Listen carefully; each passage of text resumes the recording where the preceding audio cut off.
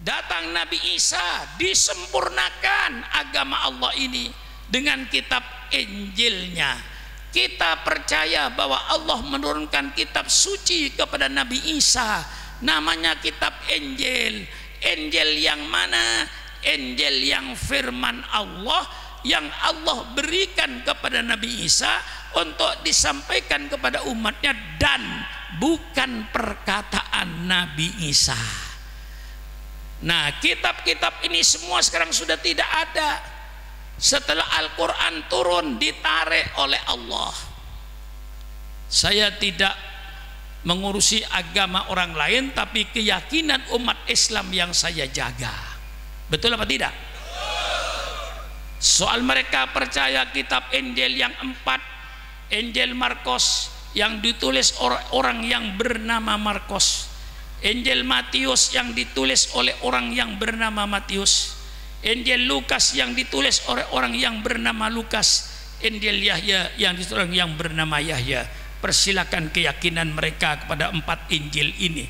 Tapi kami umat Islam tidak percaya kepada 4 Injil. Kita percaya pada satu Injil yang firman Allah, yang bukan tulisan manusia. Bagaimana?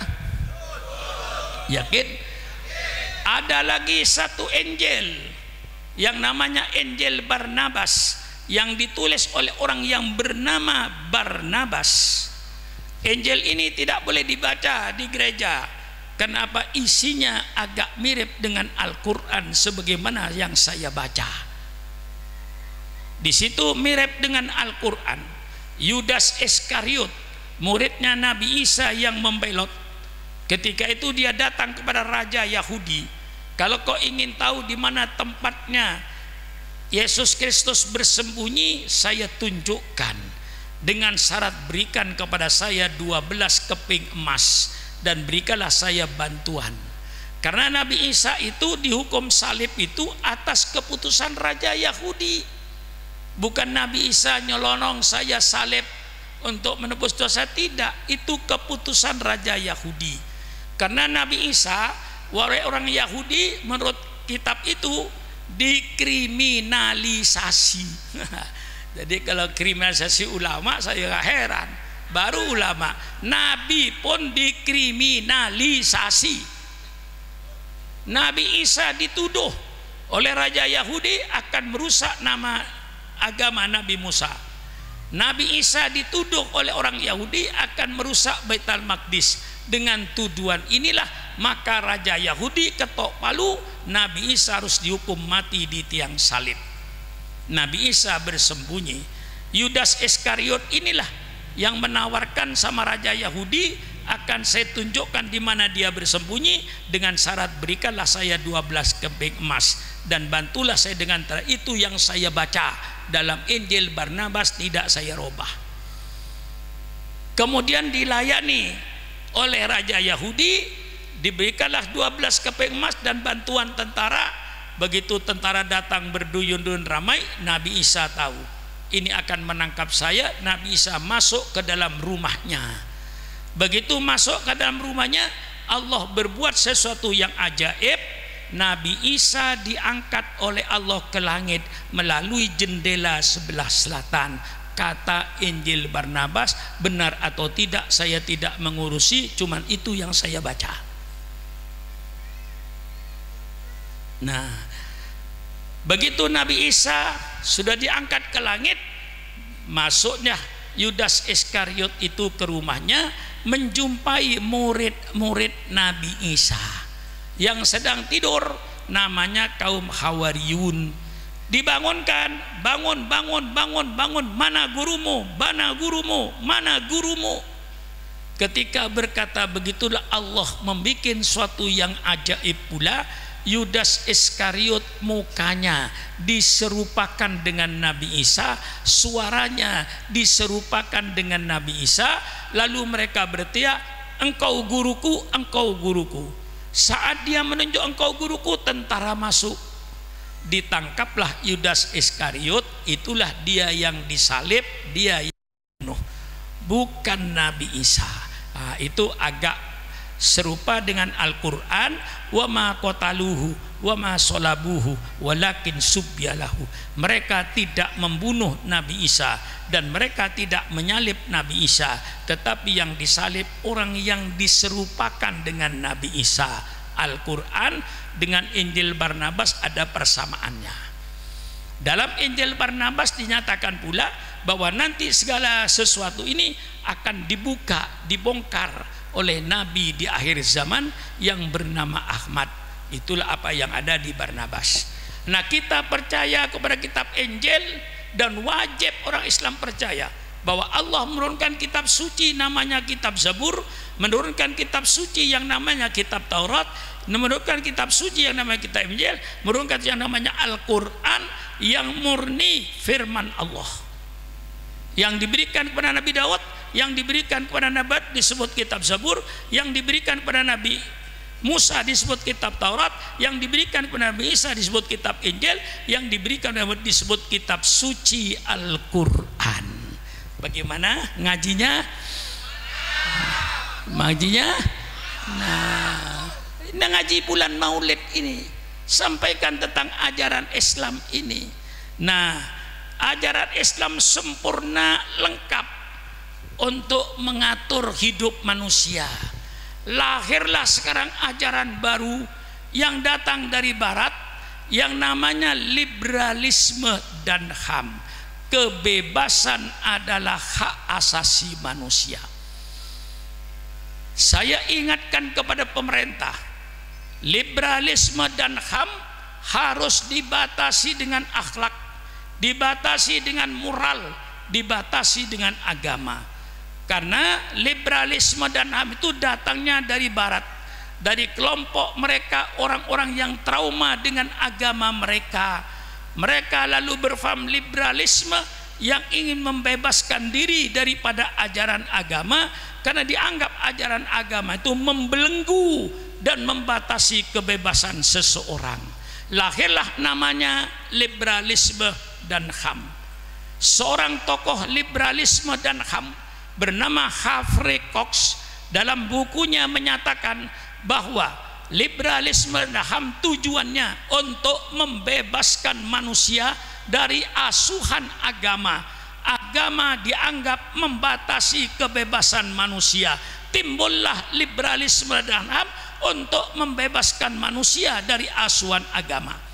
Maka saya katakan, liberalisme dan HAM yang tidak dibatasi dengan akhlak, liberalisme dan HAM yang tidak dibatasi dengan moral, liberalisme dan HAM yang tidak dibatasi dengan agama, itu sama dengan pembinatangan bangsa Indonesia. Bangsa Indonesia mau dijadikan binatang bebas, laki-laki dengan perempuan bebas, mengadakan hubungan seks bebas, asal mau sama mau, itu bukan pidana HAM. Ini saya bongkar. Persilakan kaum liberalisme berhadapan dengan Sukron Makmun. Mari kita baca sejarah liberalisme di barat itu. Mari kita baca sejarah itu, mengapa timbul liberalisme di barat. Nah, liberalisme ini tidak bisa diterapkan kepada Islam. Karena apa? Islam datang untuk memberikan petunjuk hidup. Allah ciptakan Sukron Makmun tidak untuk semau gue. Apa semau gue itu? Hah? Allah ciptakan Sukron Makmun bukan untuk sakarepi dewe Jowo. Sukron Makmun diciptakan oleh Allah benih ngalak karpe tibi. Napa gini kah? Matura jek ngalak karpe tibi. Tapi Sukron Makmun diciptakan oleh Allah untuk melaksanakan perintah Allah. Sukron Makmun diciptakan oleh Allah untuk menjauhi larangan Allah. Bukan Sukron Makmun diciptakan untuk semau gue, untuk sakaripi dewe, ngalak kalah tibi, ngalak nyamana tibi. Tidak. Kita diselas perintah untuk menjalankan perintah Allah, dan kami tidak pernah trauma dengan perintah Allah. Seluruh kita mengakui bahwa perintah Allah itu benar, Betul apa tidak? Semua perintah Allah kita laksanakan, manfaatnya kembali kepada manusia. Kita tidak pernah trauma dengan larangan Allah. Allah larang kita berjudi, kita tidak trauma. Allah larang kita berzina, kita tidak trauma. Allah larang kita ini mabuk-mabukan, kita tidak trauma. Karena tahu mengapa Allah melarang penjudi, karena penjudian itu mendidik manusia malas, tidak mendatangkan duit, malah menghabiskan duit. Mengapa judi menghabiskan duit? Katakan syukuran makmun 5 orang, tiap orang punya duit 1 juta, berarti 5 orang punya duit 5 juta. Main judi di atas meja mulai jam 8 sampai sore, yang ada duit ini cuma 5 juta, pindah dari saku ke saku. Betul apa tidak? Setiap hari dipotong makan. Kalau tiap hari makannya dan lain-lainnya, katakanlah 500.000, 5 orang dalam tempo 10 hari, duit 5 juta habis apa tidak? Begitu udah habis, apa pikirannya? Ngerampok. Betul atau tidak? Itulah sebabnya Allah melarang berjudi. Syukran makmun tidak trauma dengan larangan Allah. Justru saya bersyukur dengan larangan Allah ini. Allah melarang kita berzina. Mengapa? Karena perzinahan merusak keturunan. Betul apa tidak? Bukan hanya merusak keturunan, menimbulkan penyakit AIDS, penyakit HIV. Itu ketika penyakit AIDS diketahui oleh dokter seluruh dunia pada tahun 1976, WHO, World Health Organization, organisasi kesehatan sedunia di bawah Perserikatan Bangsa-Bangsa, mengumpulkan semua dokter seluruh dunia, baik muslim dan non muslim.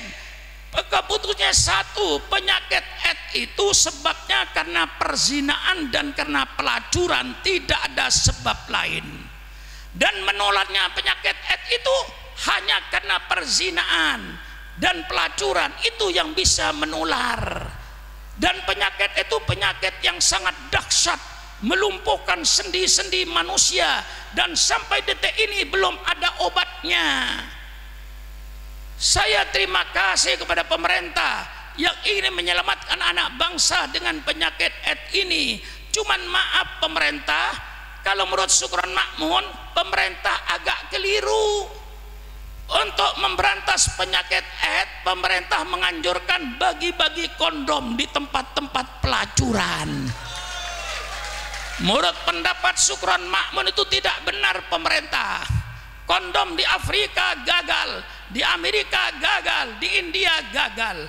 Kalau pemerintah benar-benar ingin menyelamatkan anak bangsa dari penyakit AIDS, tidak ada jalan lain pemerintah kecuali semua pelacuran tutup di seluruh Indonesia.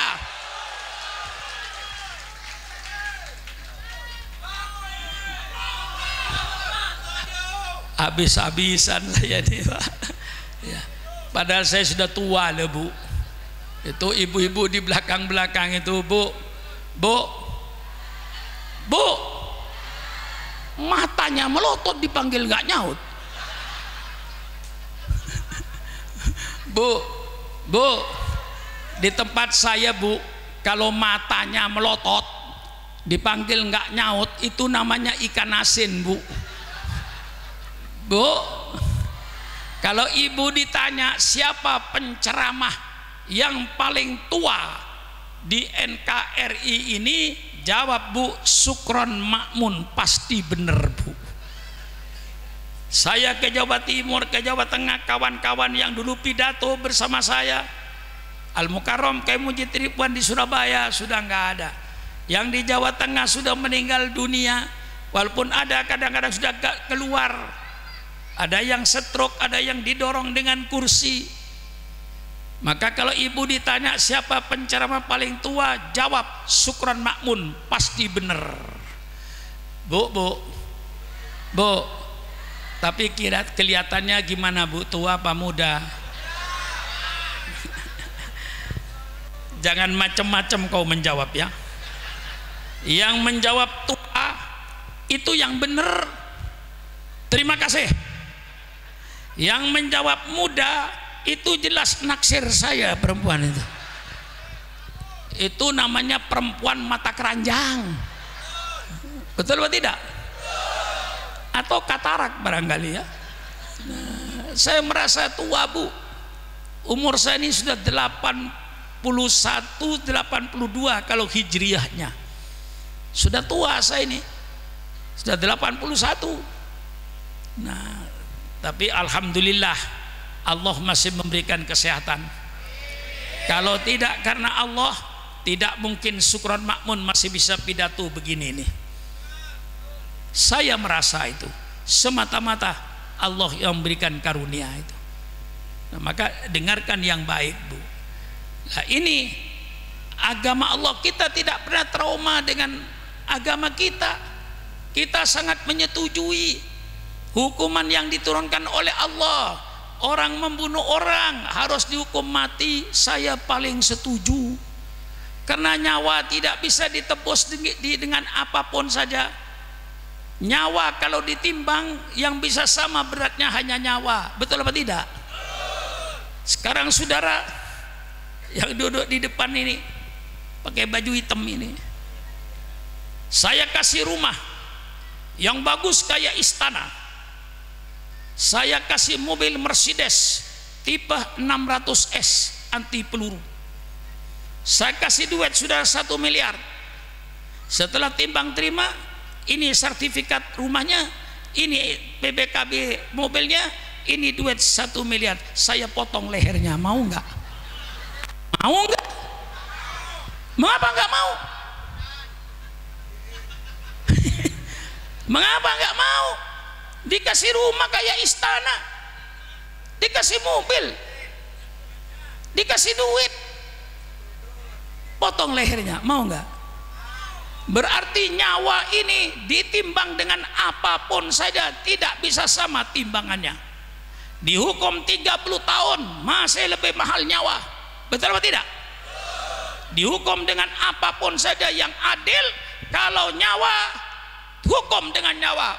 Orang membunuh orang, bunuhlah hukumannya. Saya puas dengan hukum Allah. Walaupun di negara kita tidak dilaksanakan, tapi saya puas, tidak trauma saya. Karena satu-satu untuk memberantas di dalam hukum Islam, tidak ada dosa apapun yang dihukum mati, tidak ada. Kecuali satu, membunuh orang yang dihukum mati. Selain membunuh orang tidak boleh dihukum mati. Itu dalam Islam. Saya dilarang mabuk-mabukan. Saya justru Pak alhamdulillah, karena mabuk-mabukan merusak otak, merusak saraf. Saya tidak pernah trauma dengan agama saya. Sedangkan liberalisme dan HAM itu dilahirkan oleh sekelompok manusia yang trauma dengan agamanya, sehingga mereka ingin bebas dari ajaran agamanya. Maka Humphrey Cox, seorang tokoh liberal di Amerika Serikat, dia menyatakan bahwa liberalisme dan HAM tujuannya untuk membebaskan manusia dari asuhan agama. Kalau manusia bebas dari asuhan agama, berarti manusia itu sudah jadi binatang, bukan manusia lagi. Betul apa tidak? Kebebasan tanpa batas hanya untuk binatang dan orang gila. Mau bebas saudara? Hah? Mau tidak ditangkap polisi kalau nyolong? Gila. Kalau sudah gila bebas, tidak kena hukum. Nah, ini saudara. Jadi lahirlah liberalisme untuk membatasi. Lahirlah sekularisme yang menyatakan bahwa agama tidak mengatur kehidupan manusia sehari-hari. Agama Islam, agama cuma di dalam masjid, sholat, sujud, dzikir, marhabanan, sholawatan, tahlilan, bungkus berkat, selesai. Di luar masjid tidak ada agama. Ekonomi diatur oleh manusia, bermasyarakat diatur oleh manusia, berpolitik diatur oleh manusia. Orang yang berpendapat semacam itu menunjukkan bahwa dia tidak mengerti ajaran Islam. Dia tidak paham ajaran Islam. Ajaran Islam bukan hanya di masjid saja. ya tahlilan ajaran Islam, solawatan ajaran Islam, dikir ajaran Islam, bungkus berkat bagi kiai penting. Loh, mengapa diketawain saya? Mengapa berkat untuk kiai penting? Dalam rangka menjaga stabilitas keamanan. Awas panitia, kalau nanti tidak ada berkat, saya harus terpaksa masuk ke Alfamart dan Indomaret beli buah untuk menjaga stabilitas keamanan. Ya, karena begini Pak, dok, assalamualaikum, keluar istri saya, waalaikumsalam, dari mana Pak? Maulid. Loh, mana berkatnya? Enggak ada maulid itu tidak pakai berkat. Ini barangkali mampir ya ke rumah yang lain. Nah, goyang keamanan. Betul apa tidak? Goyang keamanan. Tapi kalau saya ketok pintu, tok, assalamualaikum, keluar istri saya, waalaikumsalam, dari mana? Maulid. Nih berkatnya, aman.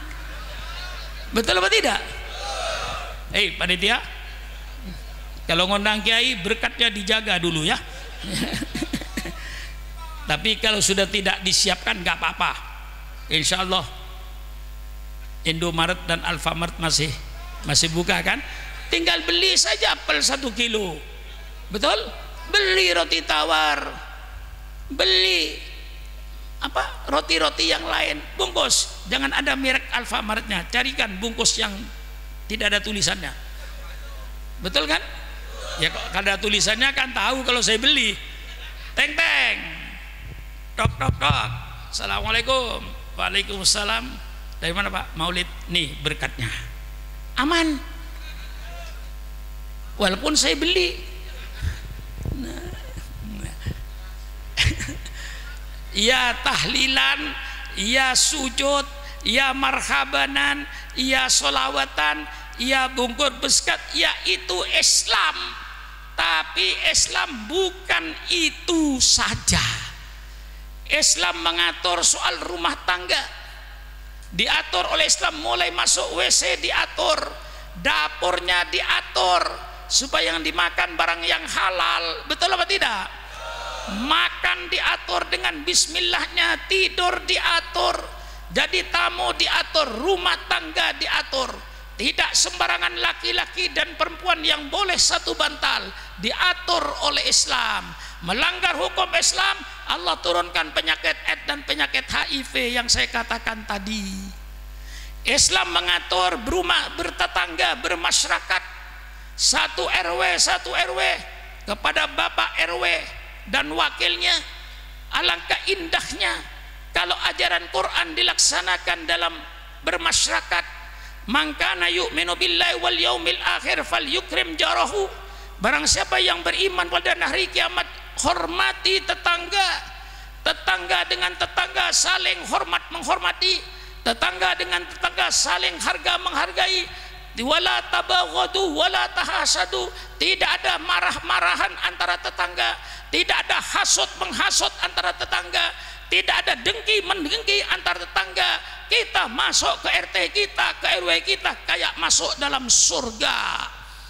Tidak ada percekcokan, saling hormat menurut Islam mengatur bagaimana bertetangga. Maka kalau orang berkata bahwa Islam tidak mengatur kehidupan manusia, itu menunjukkan kebodohan dia terhadap ajaran Islam. Betul? Islam bukan mengajar soal bermasyarakat saja. Islam mengajar soal ekonomi. Siapa bilang Islam tidak mengajarkan ekonomi? Ahallallahul bai'a wa harramar riba. Allah menghalalkan jual beli dan Allah mengharamkan riba. Islam mengatur ekonomi. Wailul lil mutaffifin, neraka wil yang suka ngurangin timbangan. Banyak lagi ayat-ayat dan sunnah-sunnah Rasulullah yang menjelaskan soal perdagangan, transaksi perdagangan. Saya ungkapkan di sini, kalau seandainya teori ekonomi perdagangan pakai kitab Fathul Qorib, pakai kitab Fathul Mu'in, insya Allah pemerintah tidak perlu mendirikan lembaga perlindungan konsumen. Konsumen akan terlindung dengan pedagang-pedagang, pelaku-pelaku ekonomi yang berakhlakul karimah. Betul? Karena pelaku-pelaku ekonomi yang tidak berakhlak, yang tidak bermoral, inilah yang menyebabkan konsumen banyak dirugikan. Sehingga pemerintah mendirikan lembaga perlindungan konsumen. Kalau seandainya tata cara dalam Islam berekonomi dilaksanakan oleh pemerintah, saya yakin pemerintah tidak perlu mengadakan lembaga perlindungan konsumen.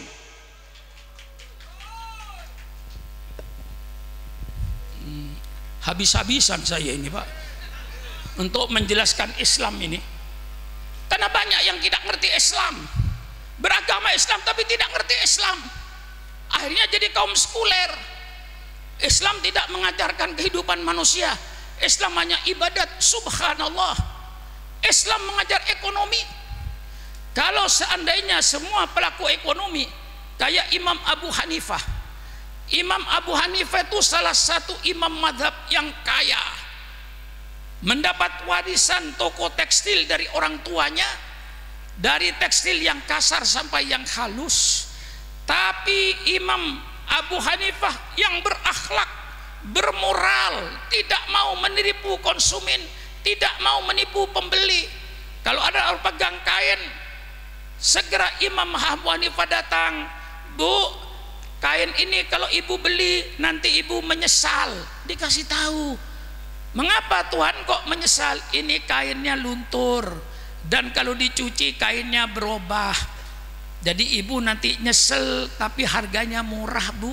Nah kalau yang ini mahal, tidak luntur, kainnya bagus, dicuci tidak berubah, harganya sekian, tidak pakai dua harga. Nah satu ketika Imam Abu Hanifah tidak bisa pergi ke tokonya, lalu pembantunya oleh Imam Abu Hanifah dipesan, nanti kalau ada orang megang kain ini kasih tahu ya, ini kain cacat, banyak cacatnya, ini. Kau kasih tahu, kalau dia mau beli, belilah, tapi kasih tahu ya kalau kain ini cacat. Begitu Imam Abu Hanifah kembali ke tokonya, kain ini laku. Ditanya sama pembantunya, kamu jelaskan nggak kalau kain itu banyak cacatnya? Aduh Imam, lupa, tapi dia beli. Apa Imam Abu Hanifah merasa saya berdagang sudah menipu pembeli? Dicari pembelinya oleh Imam Abu Hanifah, satu kampung tidak ada. Barangkali pembelinya dari luar kampung atau luar kota. Karena pembelinya tidak ketahuan, duit tadi hasil dari jual kain yang cacat tadi oleh Imam Abu Hanifah disedekahkan sama anak miskin, dengan catatan pahalanya untuk yang beli kain saya tadi yang tertipu. Ada nggak di Tanah Abang pedagang yang begini kira-kira?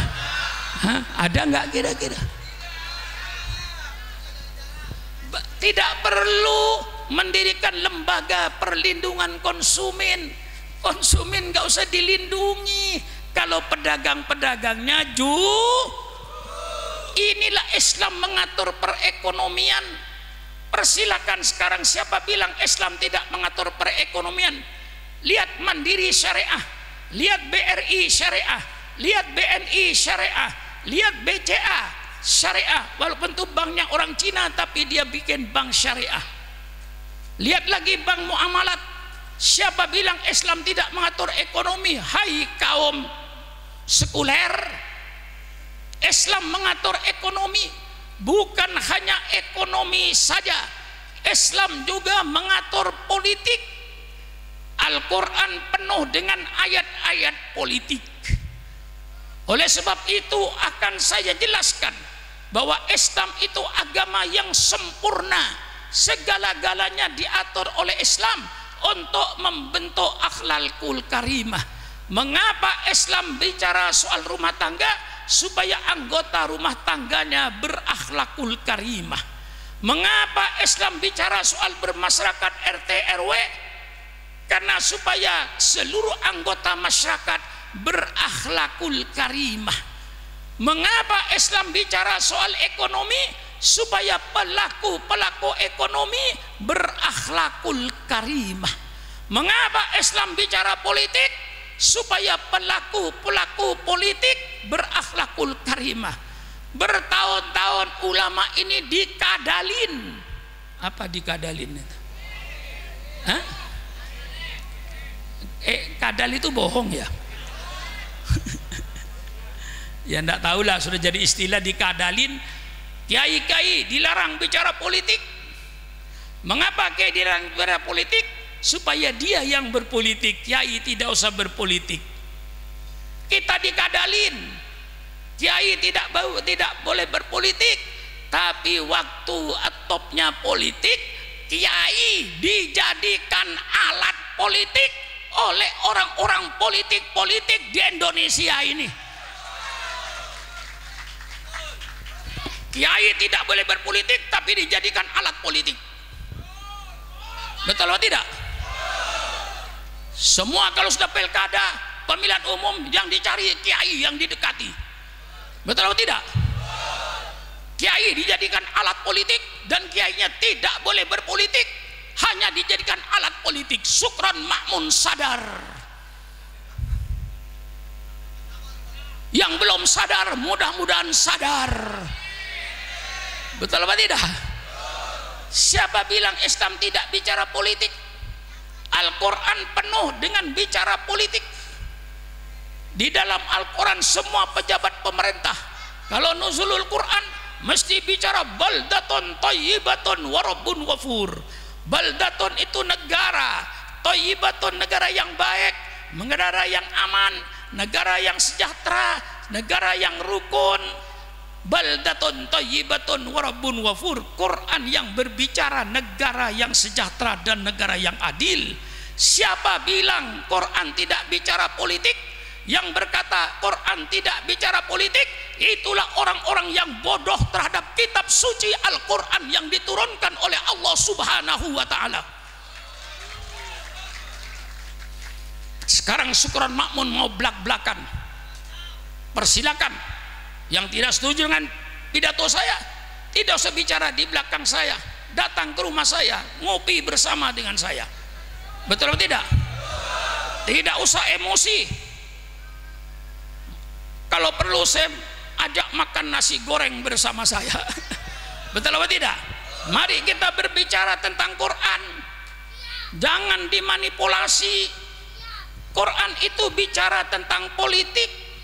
Saya tunjukkan, wa daraballahu mathalan qaryatan kanat aminatan mutmainnah ya'tiha rizquha ragadan min kulli makan fakafarat bi an umillah fa'adaqaha Allah libasal ju'i wal khaufi bima kanu yasnaun. Dalam Al-Quran dikatakan wa daraballahu mathalan qaryatan kanat aminatan mutmainnah. Allah telah memberikan contoh suatu negara yang aman, tentram. Mengapa negara itu aman dan tentram? Karena pemimpinnya bijaksana, pemimpinnya tidak dolim, pemimpinnya adil, pasti rakyatnya itu aman dan tentram. Betul apa tidak? Betul apa tidak? Ya'ti rizquha min rawadan min kulli makan. Rezekinya datang berlimpah ruah dari segala penjuru. Negara yang aman, damai, tentram, rezekinya cukup. Fakafarat bi an umillah, kemudian penduduknya kafir terhadap Allah, maka Allah ganti kesejahteraannya dengan kelaparan. Allah ganti keamanan dan ketenangan dengan ketakutan, karena sebab perbuatan mereka. Islam bicara negara. Lau anna ahlal qura amanu wattaqau lafatahna alaihim barakatim minas sami wal ard. Kalau seandainya penduduk negara ini, seandainya penduduk negeri ini beriman kepada Allah dan bertakwa kepada Allah, Allah turunkan keberkahan dari langit. Hujannya hujan berkah, bukan hujan angin puting beliung, bukan hujan banjir bandang satu kota disapu oleh air, tidak. Allah berikan keberkahan dari bumi, tumbuh-tumbuhannya tumbuh, jagungnya tumbuh, tomatnya tumbuh, cabenya tumbuh, rambutannya tumbuh dengan berbuah subur. Tetapi karena mereka ingkar kepada Allah, Allah tukar kesejahteraan dengan kelaparan, keamanan dengan ketakutan. Ini Quran berbicara. Dalam satu tafsir, idza aradna an nuhlika qaryatan amarna mutrafiha. Ada yang membaca amarna, ada yang membaca amarna mutrafiha. Fafasaku fiha, faqa alaihal qalu fadammarnaha tatmira.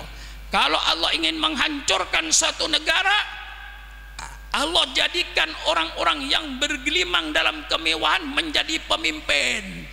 Karena pemimpinnya bergelimang dalam kemewahan, lupa kalau rakyatnya sulit makan. Karena mereka bergelimang dengan duit, dengan kemewahan, akhirnya mereka yang dikerjakan maksiat larangan Allah. Saat itulah Allah hancurkan negeri itu sehancur-hancurnya. Siapa bilang Islam tidak bicara soal negara? Ayat Quran banyak sekali. Rasulullah dalam hadisnya berbicara soal hancurnya suatu negara. Mengapa negara itu hancur? Rasulullah berbicara ketika Usamah bin Zaid menghadap Rasulullah, memberikan laporan bahwa yang nyolong ini anaknya orang bangsawan. Rasulullah, apakah ada hukum selain potong tangan? Rasulullah mukanya merah. Beliau lalu bersabda, ya Usamah, qad halaka man kana qablakum, sudah hancur bangsa-bangsa sebelum kamu dahulu. Mengapa bangsa itu hancur? Mengapa negara itu hancur?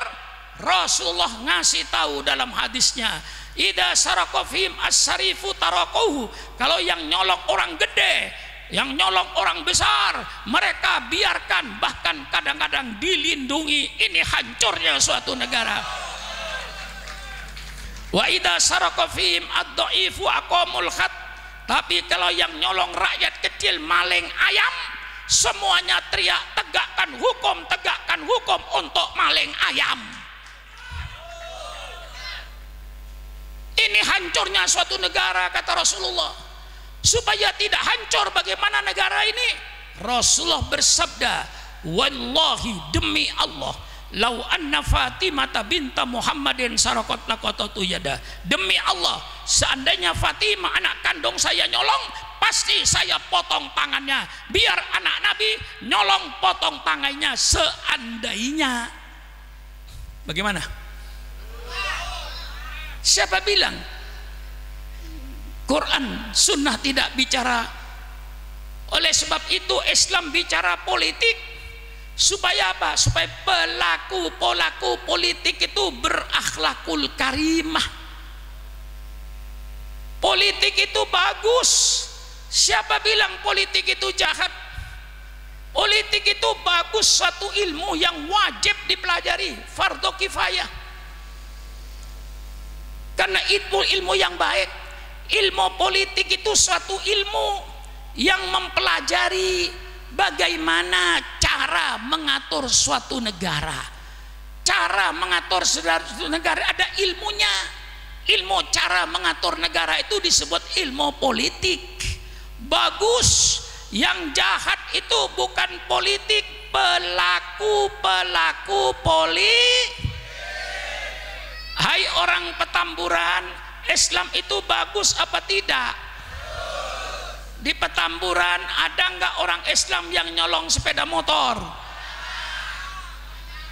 Jangan bilang banyak, ada gitu deh. Kalau banyak saya tersinggung. Ada gitu deh. Islam bagus apa tidak? Di Petamburan ada nggak orang Islam yang nyolong sepeda motor?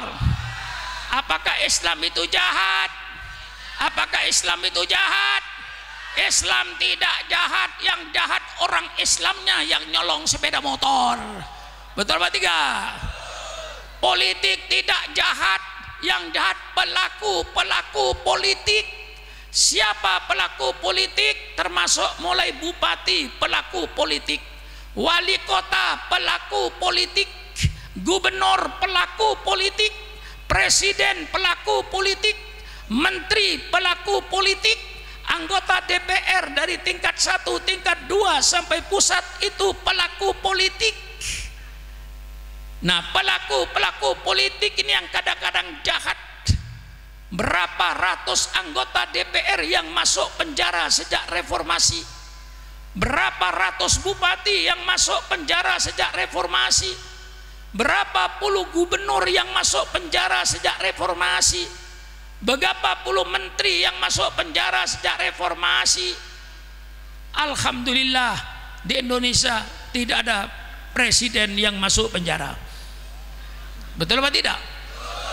Gubernur masuk penjara banyak, bupati banyak, DPR banyak. Itulah pelaku politik yang tidak berakhlak. Maka Islam bicara politik supaya pelaku politik berakhlak. Rasulullah sallallahu alaihi wasallam bersabda, kullukum ra'in wa kullukum mas'ulun an ra'yatihi. Setiap kalian adalah pemimpin. Setiap pemimpin jangan enak-enakan jadi pemimpin dikawal oleh ajudannya. Nanti di padang mahsyar engkau sebagai pemimpin akan dimintai pertanggungan jawab oleh Allah atas kepemimpinannya itu. Siapa bilang tidak bicara politik? Man yastara'illahu ra'yatan yamutu yauma yamutu wa wasul li ra'yati haramallahu alaihil jannah. Barang siapa yang oleh Allah jadikan pemimpin, kemudian pemimpin itu mati, ketika mati pemimpin itu sedang menipu kepada rakyatnya, maka pemimpin semacam itu haram masuk surga. Rasulullah sallallahu alaihi wasallam bersabda, man waliya min amri ummati fasaqqa alaihim fasquk alaihi. Barang siapa yang memegang urusan umatku, barang siapa yang memegang urusan umatku, kemudian dia mempersulit urusan umatku, pemimpin semacam itu nanti akan dipersulit oleh Allah di padang mahsyar. Ketua RT, ketua RW, lurah, camat, bupati, wali kota, gubernur, usikum wa iyaya binafsi bitaqwallah. Jangan mempersulit urusan rakyat. Barang siapa yang mempersulit urusan rakyatnya, dia akan dipersulit oleh Allah nanti di padang mahsyar pada hari kiamat. Bagaimana? Habis-habisan ini, Pak. Ya. Karena apa? Karena Islam, supaya mereka mengerti Islam. Karena sekarang banyak orang Islam tapi tidak ngaji. Islamnya cuman Islam baca syahadat di depan pengulu. Setelah itu tidak belajar Islam, tidak belajar Al-Quran, tidak belajar sunnah Rasulullah, tidak baca hukum-hukum Islam. Itulah kadang-kadang yang berkhianat kepada Islam. Seolah-olah dia mengerti Islam, padahal dia tidak mengerti Islam, sehingga berfatwa semau-maunya yang bertentangan dengan ajaran Islam. Maka inilah saya sebagai warga negara Republik Indonesia, bolehkah saya menyumbangkan pikiran terbaik saya untuk bangsa saya? Sukron Makmun sebagai warga negara Republik Indonesia, bolehkah Sukron Makmun menyumbangkan pikiran terbaiknya untuk negaranya? Saya sumbangkan pikiran terbaik saya berdasarkan Al-Quran dan Sunnah Rasulullah. Saya tawarkan kepada negara saya tawarkan kepada bangsa saya. Membikin negara ini hukumnya wajib, ijma ulama. Mengapa wajib? Karena pertama lagi pemerintah itu harus mengatur siasatuddin untuk melindungi agama, negara untuk menjaga agama. Yang kedua, negara siasatudunya, negara untuk mengatur dunianya, mengatur ekonominya, mengatur pengadilannya, mengatur keamanannya, mengatur industrinya supaya rakyat sejahtera. Maka itu memberikan negara hukumnya wajib. Saya sumbangkan kepada bangsa saya. Di dalam Islam pemimpin itu sifatnya siddiq, amanah, tabligh, fatonah. Siddiq artinya jujur. Cari pemimpin yang jujur, bukan pemimpin yang bagi-bagi duit. Kalau rakyat Indonesia mempunyai pemimpin yang jujur, walaupun tidak bagi-bagi duit, insya Allah bangsa Indonesia akan sejahtera. Mengapa bangsa Indonesia tidak sejahtera? Karena kadang-kadang memilih pemimpin yang bagi-bagi duit, setelah jadi pemimpin ngerampok duit rakyatnya, sehingga rakyatnya jadi sengsara.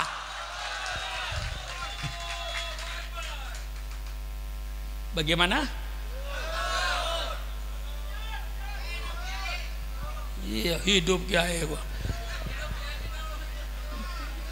Memang lah mati gula. Nah, iya, saya hanya memberikan klarifikasi.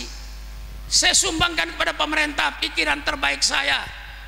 Pilih pemerintah, pemimpin yang amanah, pemimpin yang terpercaya, bukan pemimpin yang berkhianat kepada rakyatnya. Kalau kita milih pemimpin yang amanah, walaupun tidak bagi-bagi duit, insya Allah rakyat akan sejahtera. Mengapa tidak sejahtera? Karena kadang-kadang rakyatnya memilih pemimpin yang bagi-bagi duit, setelah jadi pemimpin berkhianat terhadap rakyatnya, rakyatnya sengsara karena pemimpin yang bagi-bagi duit. Lah. Pilih pemimpin yang tabligh, yang selalu menyampaikan kebenaran, bukan pemimpin yang menyampaikan kebohongan, bukan pemimpin yang merekayasa pencitraan.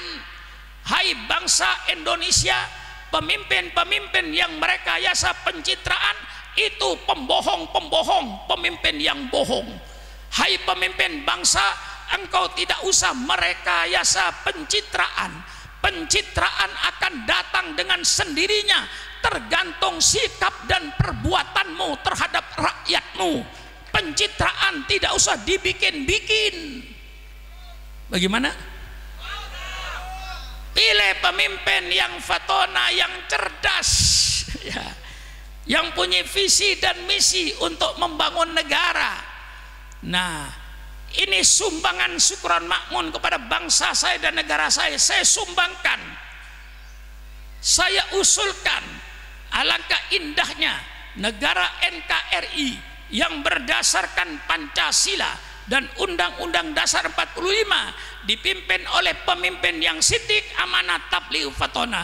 Jadikanlah sifat sidik, amanat, tabligh, fatona sebagai undang-undang negara. Syarat menjadi pemimpin negara Pancasila harus bersifat sidik, amanat, tabligh, fatona. Ini sumbangan syukran makmun kepada negara.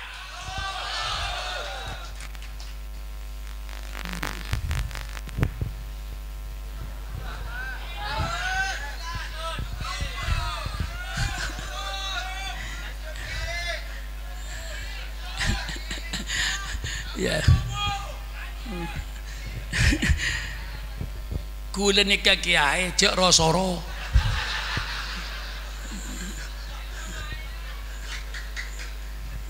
Ini akibat demokrasi kiai rosoro. Kula yang bermasa bermelolo mulai gelan. Senyatan dari kiren kula. Cereng kiai rosoro. Terus dapat punten. Nah, ronyoro boleh. Mas dena seni ke kiai. Ya untuk orang Madura ini ya. Mun sampean tanya ki kiai, terus napa punten jawab enak. Aja.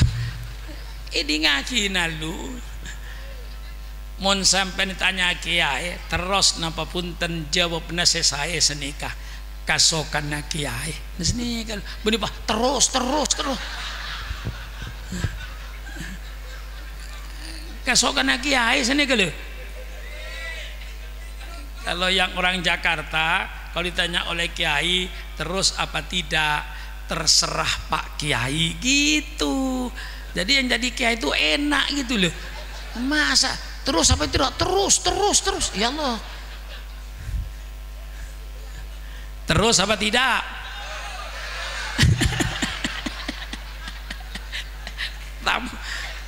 Saudara itu tambeng itu. Sudah dikasih tahu jawabannya. Terus apa tidak terserah Pak Kiai kan gitu tuh. Kok nggak nurut gitu loh. Ini terlalu demokrasi ini apa loh. Nah, nah ini saudara-saudara, saya kembangkan supaya mengapa saya bicara atau begini, supaya orang ngerti tentang Islam itu. Karena banyak mereka tidak ngerti tentang Islam, dikira Islam cuman sholat, dikir, tahlilan, marhabanan, bungkus berkat, selesai. Dikira Islam cuman itu. Maka malam ini saya bercerita panjang lebar supaya orang mengerti kalau Islam itu mengatur rumah tangga, kalau Islam itu mengatur bermasyarakat, RT RW kelurahan diatur. Islam itu mengatur ekonomi supaya pelaku ekonomi itu jujur, berakhlak, tidak menipu. Nah, Islam bicara soal politik supaya pelaku politik berakhlakul karimah, jangan menjadi preman. Betul apa tidak? Teriak-teriak kampanye dibiayai oleh rakyat. Setelah dibiayai oleh rakyat, dipilih oleh rakyat, digaji oleh rakyat, gajinya 100 juta, kadang-kadang 60 juta. Masya Allah, kok tega-teganya masih mau ngerampok duit, padahal digaji oleh rakyat sudah jutaan. Ini terjadi. Oleh sebab itu saya sampaikan bahwa Islam bicara soal politik. Di dalam Islam, untuk menuju baldatun thayyibatun wa rabbun ghafur, negara yang sejahtera, negara yang damai, negara yang aman, ada 4 pilar. Saya baca dalam kitab tentang revolusi politik yang dilaksanakan oleh Umar ibni Abdul Aziz pada tahun 99 Hijriah sampai tahun 110 Hijriah. Di situ dalam revolusi politiknya dia menyatakan untuk menuju baldatun thayyibatun wa rabbun ghafur ada 4 pilar. Saya sumbangkan kepada negara saya karena saya cinta sama NKRI, saya cinta sama Pancasila, saya cinta sama Undang-Undang Dasar 45. Saya ingin menyumbang pikiran terbaik saya untuk negara saya dan bangsa saya. Boleh apa tidak? Saya sumbangkan pikiran terbaik saya untuk menuju baldatun thayyibatun wa rabbun ghafur, menuju negara sejahtera, adil, aman dan tentram. Ada 4 pilar. Pilar pertama, musyawarah dalam Islam. Tidak ada kebijaksanaan pribadi. Kebijaksanaan itu hasil musyawarah. Jangan menteri-menteri mengeluarkan kebijaksanaan pribadi. Menteri harus rapat kabinet, rundingkan dalam kabinet, setelah itu baru keluarkan. Musyawarah itu yang pertama, yang pokok dalam bernegara. Setelah yang pokok bermusyawarah, yang kedua dalam Islam menurut faktor manusianya yang penting bernegara. Faktor hukum belakangan, tapi faktor manusianya yang utamakan. Innallaha ya'murukum an tu'addul amanati ila ahliha. Allah memerintahkan kau untuk menyerahkan kepercayaan, untuk menyerahkan jabatan kepada orang yang ahlinya. Jangan sembarangan ngangkat ketua RT, jangan sembarangan ngangkat ketua RW, jangan sembarangan mengangkat lurah, jangan sembarangan mengangkat camat, jangan sembarangan mengangkat menteri, jangan sembarangan mengangkat anggota DPR. Pilih manusia-manusia yang amanah. Betul apa tidak? Betul apa tidak? Faktor manusianya yang penting, supaya manusia yang memegang jabatan itu amanah, tidak berkhianat. Itu dalam Islam untuk menuju baldatun thayyibatun wa rabbun ghafur. Yang ketiga baru hukum. Islam berbicara wa idza hakamtum bainan nas antahkumu bil adli. Kalau kau menetapkan hukum di antara menetapkan hukum yang adil. Siapa bilang Islam tidak bicara politik? Islam bicara politik. Wa idza hakamtum bainan nas antahkumu bil adli. Kalau kau menetapkan hukum di antara menetapkan hukum yang adil, jangan tebang pilih. Semua manusia di depan hukum sama.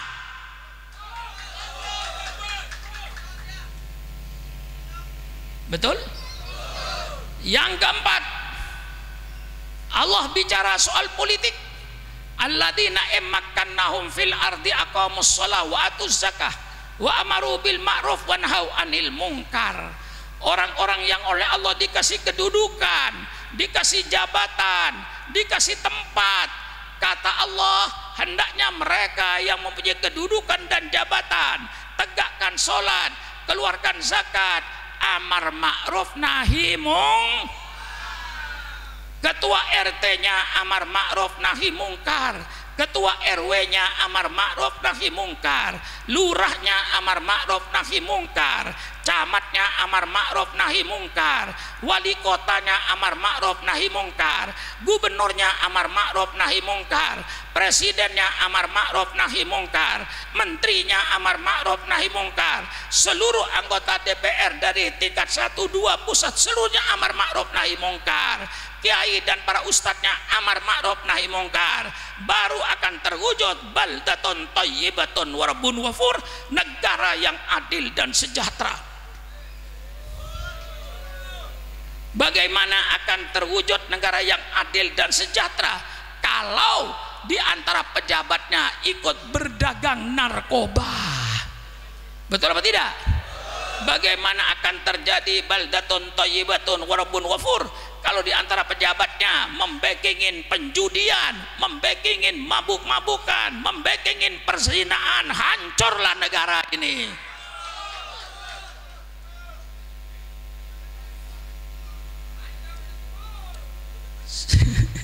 Ya, habis tenaga saya, Pak. Nggak usah disuruh.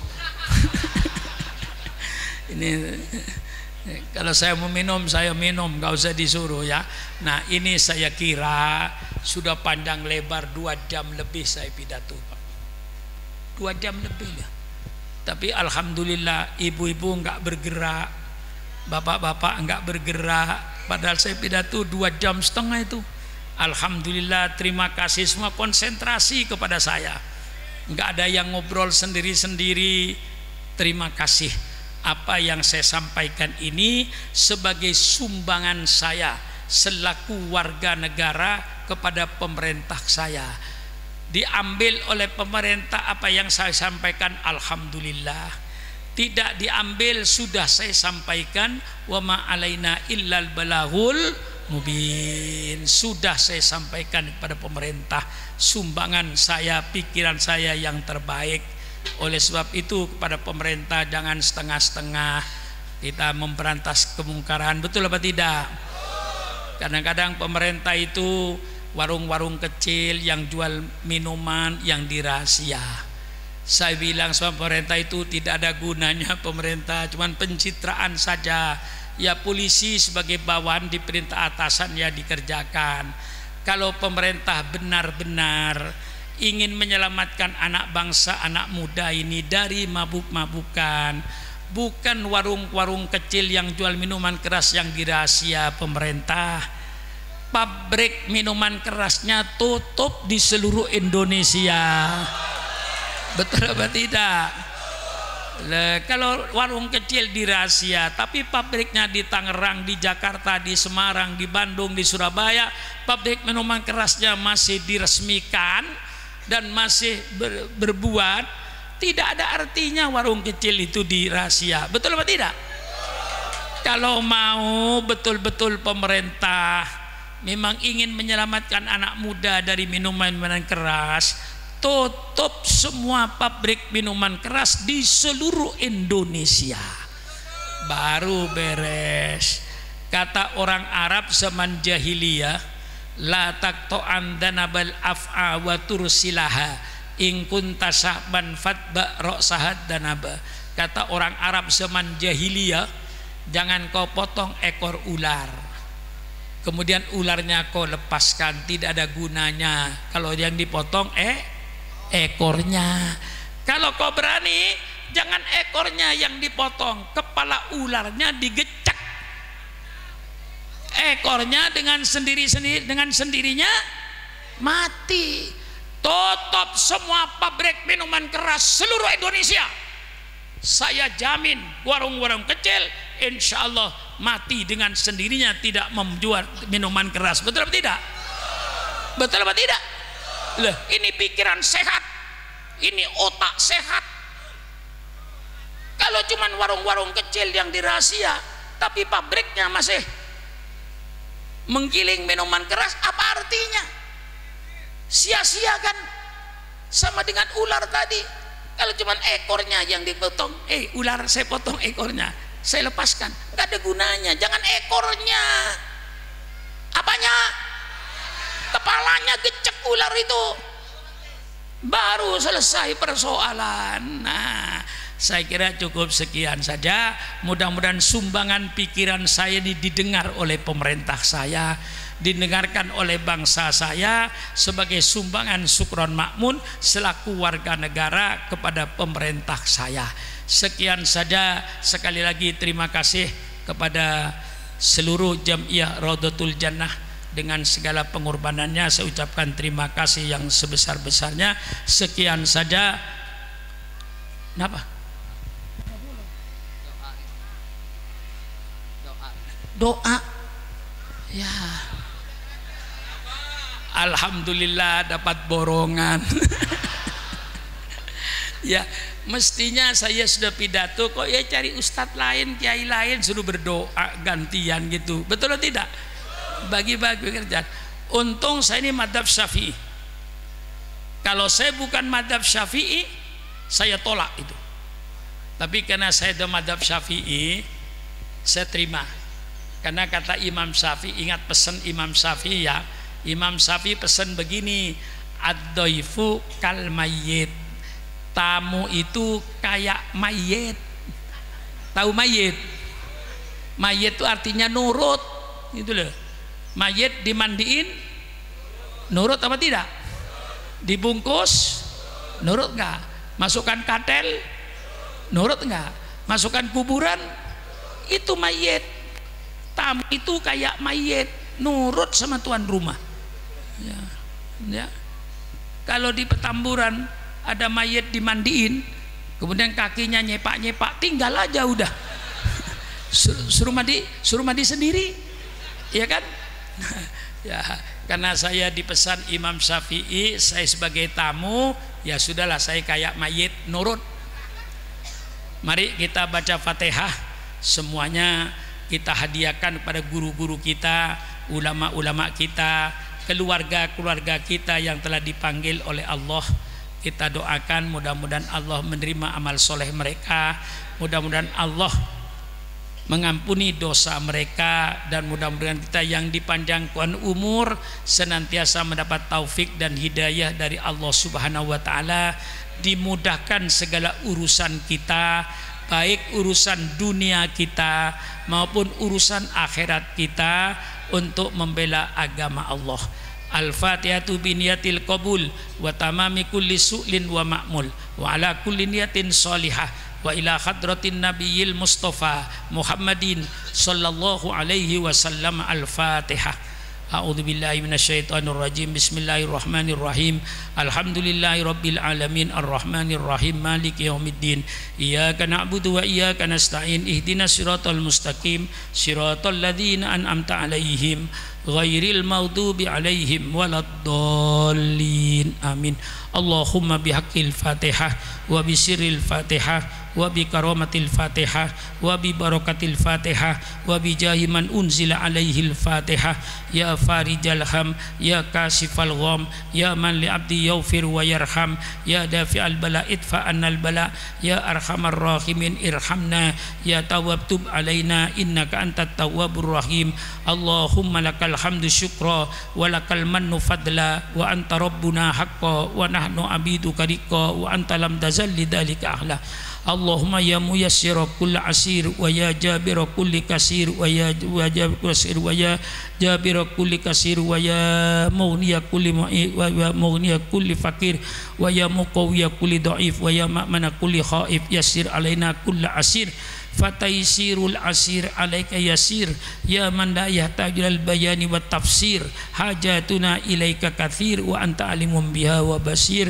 ya muyassir yassir kull asir fataisirul asir alaika yasir ya muhawwilal ahwal hawwil ahwalana ila ahsanil hal. Allahumma sahhil umurana wa umur man yuhibbuna wa umur man yusaiduna wa umur man yakhdumuna wa umur man dakhala baitana wa umurul muslimina wal muslimat wal mu'minina wal mu'minat al ahya'i minhum wal amwat. Rabbana atina fid dunya hasanah wa fil akhirati wa qina adzabannar. Subhana rabbika rabbil izzati amma yasifun wa salamun alal mursalin walhamdulillahi rabbil alamin. Wassalamu alaikum warahmatullahi wabarakatuh.